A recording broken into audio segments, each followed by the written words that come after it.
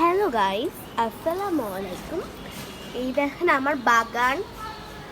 এখন আমি আমার বাগানে অনেক গাছ রেখেছি, আবার বিশেষ করে অনেক ফুল গাছ মরে গেছে, কিন্তু আপনাদের সাথে নতুন কিছু কালেকশন যোগ হয়েছে, তবে এটা আপনাকে দেখানোর পালা।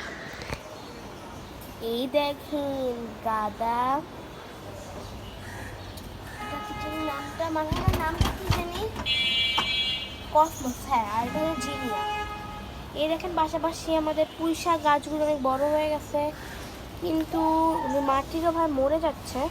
দেখেন এটা আজকে আবার মরে গেছে শেকড় না হয়ে, এটা ফেলে দিলাম। এই যে পুঁই শাক গাছ অনেক হয়েছে, এই জন্য গাঁদা ফুল, এটা কসমস, এটা জিনিয়া।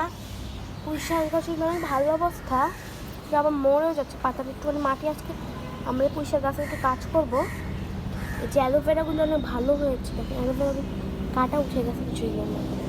তুলসী, এখন তুলসী পাতা তো আপনার অনেকদিনই দেখেননি। আমরা অনেক তুলসী এনেছিলাম, পুদিনা এনেছিলাম, পুদিনাটা মরে গেছে। তারপরে এই দেখেন এখানে তাদের গাছগুলি আছে, এই যে তুলসী, এই যে কলমি, অ্যালোভেরা,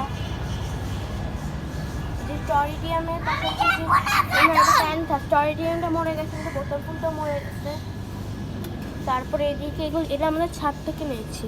দেখেন এটা আমি এনেছিলাম এ সাইজে, আর এটাও এনেছিলাম এই সাইজে। দেখেন কত বড় হয়েছে, এটা মাত্র একদিনের 2 দিনে বড় হয়েছে। এটা বড় হয়েছে যে এক মাসের মতো বড় হয়েছে। এই যে আবার আমার ক্যাকটাস দুইটা মরে গিয়েছে, এগুলো আসে। এটাও এনেছিলাম, এটা মনে হচ্ছে বট গাছ, এটাও বট গাছ। তারপর উপরে আমাদের মরিচ গাছটাও মরে গেছে। এই যে পাশের মরিচ পাশে ছিল গাঁদা, এই গাঁদাটা আমরা এনেছি কিন্তু মরে গেছে, তাই আমি দেখাচ্ছিলাম না, এখন দেখালাম। এই যে বোম্বাই মরিচটা ঠিক আছে মোটামুটি। আর আমাদের বেলি ফুলটাও ফুল ফোটে না অনেকদিন ধরে। এই আমার পরীক্ষা এখন চলছে, তো তাই আমি আপনাদের সাথে ব্লগ শেয়ার করতে পারছি না। তো এবার মা রুমে বারান্দায় গিয়ে দেখি আপনাদের কত গাছ আছে, তাই একটুখানি ব্ল্যাক হলে থাকেন, আমি এখনই নিয়ে আসছি। তাড়াতাড়ি তাড়াতাড়ি তাড়াতাড়ি, তারপর আপনাকে স্পেশাল। এই যে দেখি মা রুমের বারান্দায়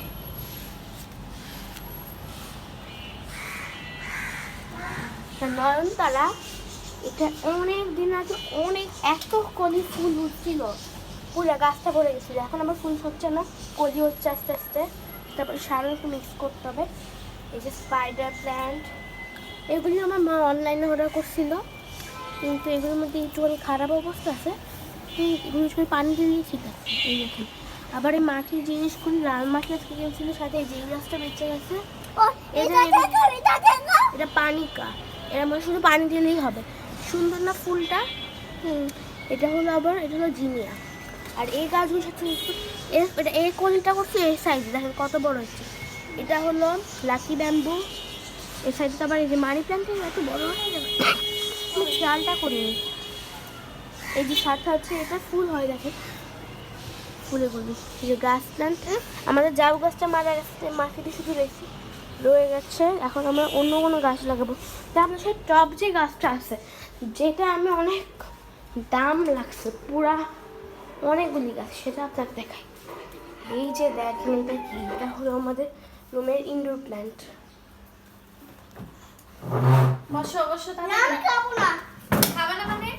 এই যে আপনার একটু লাইট দিয়ে ক্লোজ শট দিয়ে দেখাই। তুমি আগে শরবতটা শেষ করো। আবার তুমি চুপ করতে পারতেছো না, তোমার খাওয়াইতে তোমার তোমার আপুর মুখ দেখে এবার আমি এটা এখনই পোস্ট করবো আজকে। এই যে দেখেন কয়েন প্ল্যান্ট,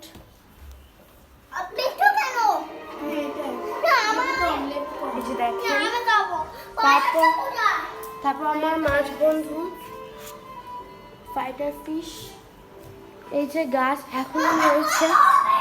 এর পাশে আমার বারান্দা একটা গাছ আছে,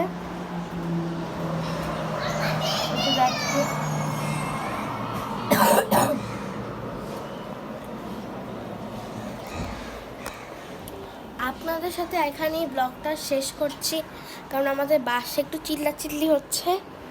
এই যে আমার বোন একটু ওকে একটু কম শরবত দিচ্ছি তো আজকে, তাই এখানে রেখে গেছে।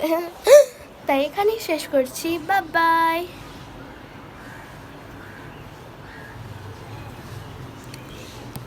আসলে আমি এটা ব্যাক ক্যামেরা করতে পারি না। আজ এখানেই শেষ করছি, তাহলে বাই বাই।